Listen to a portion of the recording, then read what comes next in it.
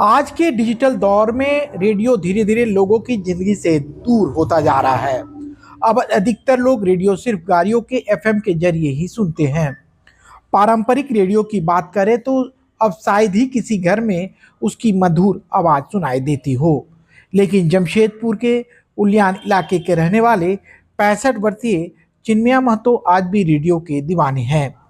उनके इस जुनून का अंदाज इसी बात से लगाया जा सकता है कि उन्होंने अपने घर में 900 से अधिक प्रकार के रेडियो का अनमोल संग्रह सहेज कर रखा है।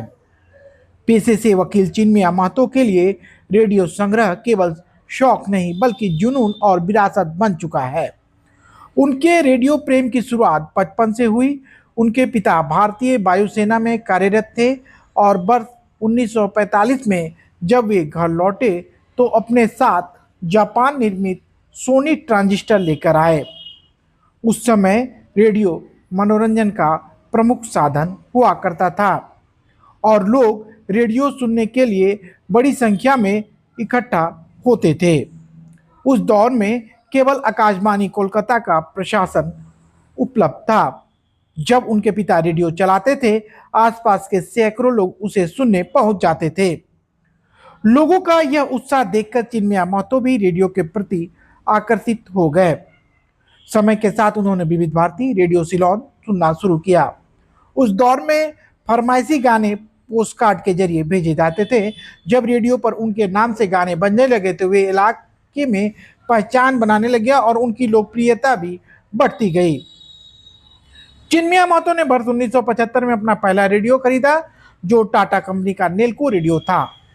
उस वक्त इसकी कीमत 125 रुपया थी। खास बात यह थी कि रेडियो खरीदने के लिए 10 रुपया का वार्षिक लाइसेंस लेना पड़ता था। उसके बाद उन्होंने रेडियो तकनीक और इतिहास को गहराई से समझना शुरू कर दिया। कई रेडियो क्विज प्रतियोगिताओं में भी उन्होंने हिस्सा लिया। वर्ष 1995 में जर्मनी से उन्हें the voice of Germany digital radio उपहार स्वरूप मिला। इसके साथ ही उन्हें जर्मनी के इतिहास से जुड़ी 10 विशेष मैगजीन भी प्राप्त हुई। इस उपहार ने उनके रेडियो प्रेम को और अधिक मजबूत कर दिया। आज चिन्मया के पास 900 से अधिक रेडियो मौजूद है।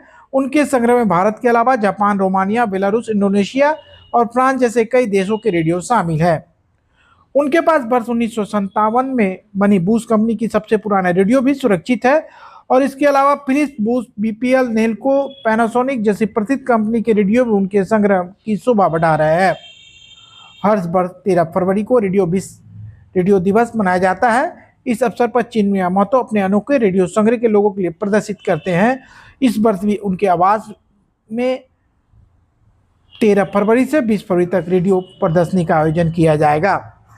यदि आप रेडियो प्रेमी हैं और पुराने रेडियो की अनोखी दुनिया को करीब से देखना चाहते हैं तो इस खास प्रदर्शनी का हिस्सा जरूर बने।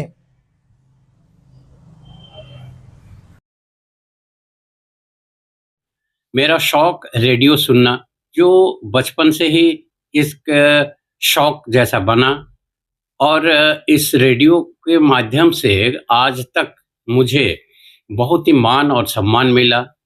अब तक बचपन से लेकर करीब-करीब लाखों की तादाद में हर रेडियो स्टेशन में हमने फरमाइश और अपना प्रोग्राम के बारे प्रतिक्रिया भेजे हैं। अभी जो दौर चल रहा रेडियो विलुप्त के कगार पर है, लेकिन हम चाहते हैं कि रेडियो का ये विलुप्त होना नामुमकिन है। पहले के ज़माने में सबसे बड़ा मनोरंजन का साधन हुआ करता था एक रेडियो। रेडियो के माध्यम से हम लोग सांस्कृतिक कार्यक्रम से लेके खेल का, भाष्य कला जो अनाउंस हुआ रिले जो हुआ करता था, वो सुनने के लिए हम लोग बेताब हुआ करते थे। तो इस आकाशवाणी के माध्यम से तो हम लोग इस तरह का मनोरंजन किया करते थे। बिना का गीतमाला, रेडियो सिलोन, विविध भारती का कार्यक्रम सुनते थे। इसके अलावा हमने करीब-करीब विदेशों के साथ 30 से 35 देशों के साथ हमने जुड़ चुके थे। Radio Japan, China, radio Tashkent, radio Russia से रोमानिया, ऑस्ट्रिया सभी देशों के साथ हम लोगों ने पत्राचार किया करते थे और हर दिन ट्यूनिंग किया करते थे कि नया कुछ देशों का कार्यक्रम सुने।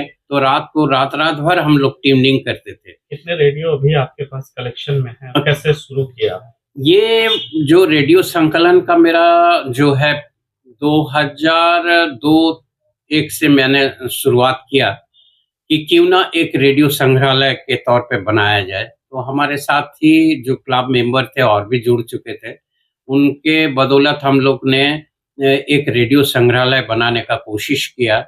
अब तक मेरे पास 999 रेडियो छोटी आकार से लेके 1.5 फुट तक हम लोग का एक radio set, record player, transistor, इस तरह का जो उपकरण है हमारे पास मौजूद है। लोग आते हैं और विश्व रेडियो दिवस के अवसर पर हमने सभी स्कूल छात्र-छात्राओं को आमंत्रित कर, शिक्षकों को भी आमंत्रित करते हुए इस रेडियो के बारे हमने काफ़ी सारा जानकारी दिया करते हैं। क्या कहेंगे युवाओं को रेडियो से? हम चाहेंगे कि इस तकनीक जो अभी टेक्नोलॉजी चल रहा है, इस दौर में रेडियो का महत्व बहुत बढ़ा है और इस 2026 का एक रेडियो विश्व दिवस के अवसर पर जो थीम है, ये रेडियो आर्टिफिशियल इंटेलिजेंस यूनेस्को ने बनाया है। रेडियो का जो महत्व है, आज का युवा-युवतियों से यही कहना है कि आप रेडियो का कार्यक्रम सुनें और अपना करंट अफेयर्स का जो ये जानकारी है, उनसे आप लोगों ने ज़रूर ले सकते हैं।